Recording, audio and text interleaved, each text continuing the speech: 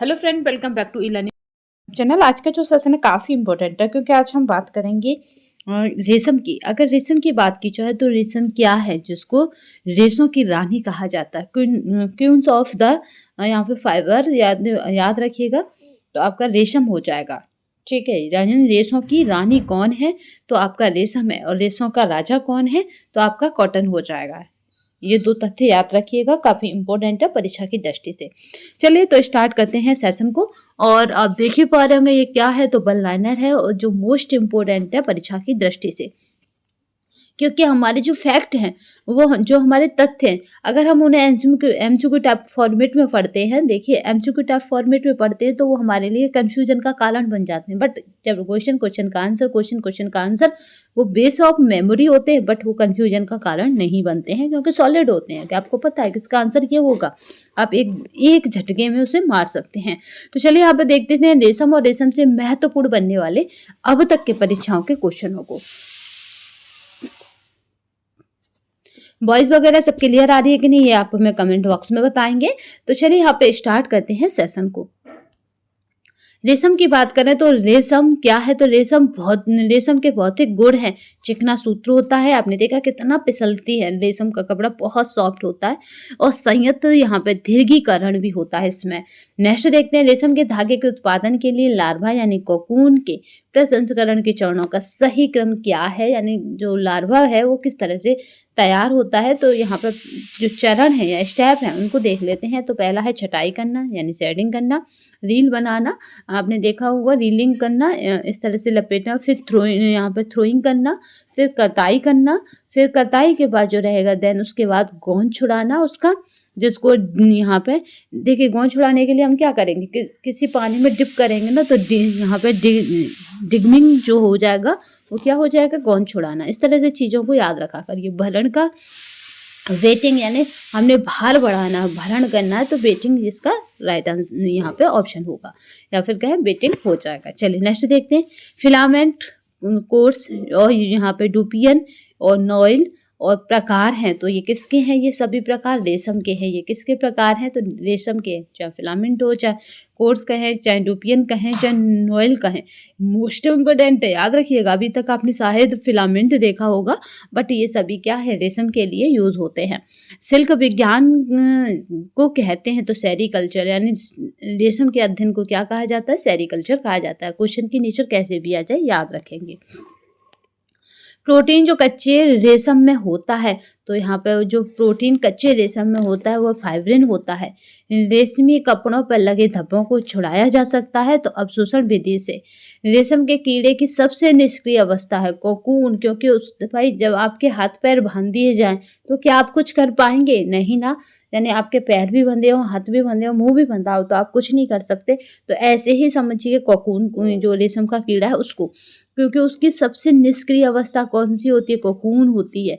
क्योंकि ये हुआ, चलिए यहाँ पर क्लियर करते हैं बोर्ड, देखिए ये हुआ रेशम का कीड़ा, ठीक है, कुछ इस तरह का हो गया ये, ठीक है। अब इसके ऊपर कोकून का मतलब हो गया, इसके ऊपर इस तरह से रेशम का इसी की खुद की लार्वा से और इस तरह का क्या हुआ, एक लेयर बन गया, इस तरह का लपेटता जाता है, लपेटता जाता है, लपेटता जाता है, ठीक है। तो ये इसीलिए ये क्या हो गई, इसकी निष्क्रिय अवस्था, क्योंकि ये पूरी तरह से इसमें लिपट गया। अब ये कुछ नहीं कर सकता क्योंकि इसके ही वजन से, या कहें कि इसी के जाल में, अपने ही बुने जाल में ये फंस गया।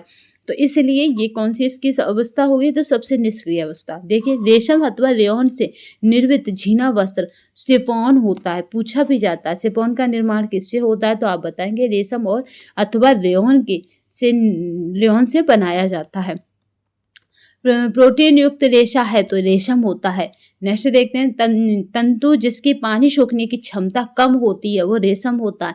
ऐसा तंतु जिसकी यहाँ पर क्या है, पानी सोखने की क्षमता अधिक होती है, यहाँ कम है वहाँ हो जाए अधिक होती है, तो याद रखिएगा कॉटन हो जाएगा।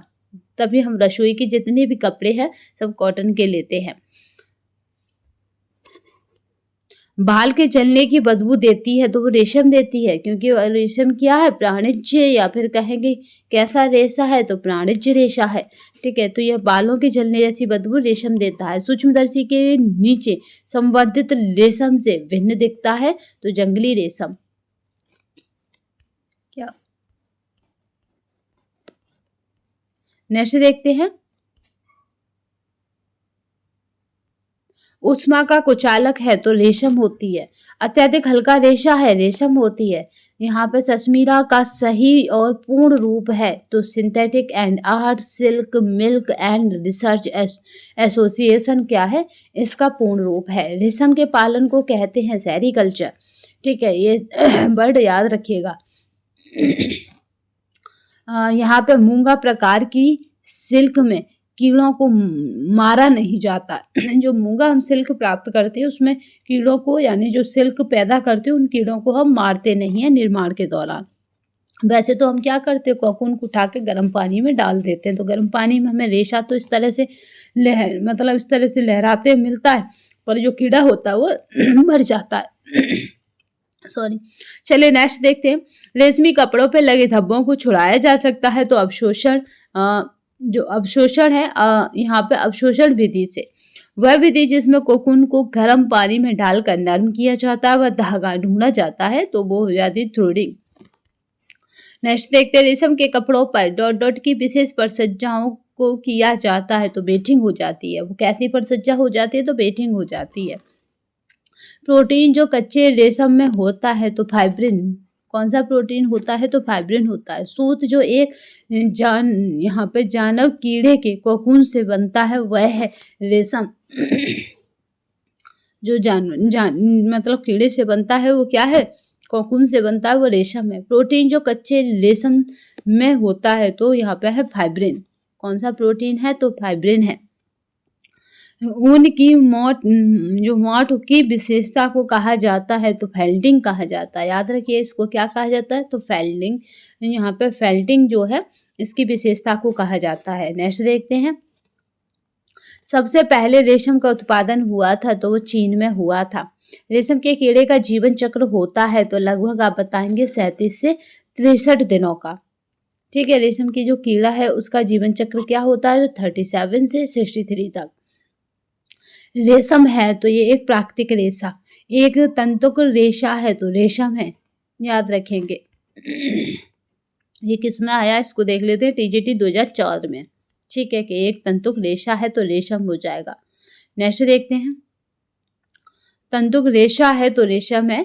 नेक्स्ट देखते हैं, वस्त्रों या रेशों का राजा कहा जाता है। ये देखिए, ये फैक्ट थोड़ा सा यहाँ पे कंफ्यूजन दे रहा, राजा नहीं, इसको रानी कहा जाता है, याद रखिएगा। रेशों की रानी कहा जाता है रेशम को, और रेशों का राजा कहा जाता है कॉटन को। ठीक है, कहीं मुझे देखेगा बताऊंगी ये कब माना गया है, तो ये मतलब कब माना गया, तो टीजीटी 2009 में माना गया। अब आपको करना क्या है, क्योंकि देखिए राइट आंसर क्या है, वैसे तो इसका करेक्ट आंसर क्या है, रेशों का राजा कौन है, कॉटन है।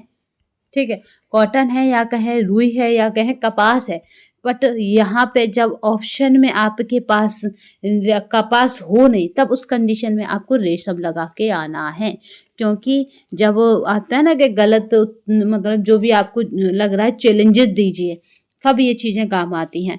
कि जैसे वस्त्रों का रेशों का राजा कहा जाता है, ये आयोग ने कब 2009 में सही माना है रेशम को। तो अब वहाँ पे अगर क्वेश्चन अभी बनता है ट्रेंड में आपका 25 में, तो याद रखेंगे कि अगर वहाँ पे ऑप्शन में मतलब कपास हो ना, और यही क्वेश्चन सेम आ जाए और केवल रेशम है, मतलब कपास दूर दूर तक नहीं है और भी है पर रेशम है, तो आप उसमें रेशम टिक करके आएंगे। ठीक है, इतना बस याद रखिएगा।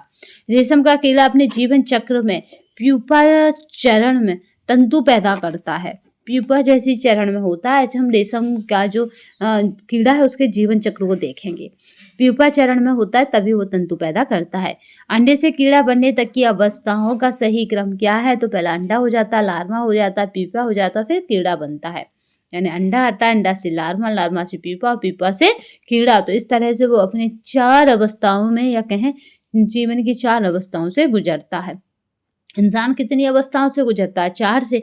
बचपन अवस्था, युवा अवस्था, प्रौढ़ अवस्था और वृद्धावस्था। तो इसी तरह से आपको कीड़े की भी याद रखनी है कि ये 4 अवस्थाओं से गुजरता, अंडा, लार्वा, प्यूपा और कीड़ा। चलिए नेक्स्ट देखते हैं, सभी प्राकृतिक तंतु केवल डॉट डॉट के अतिरिक्त स्टेपल तंतु है तो वो हो जाते हैं रेशम।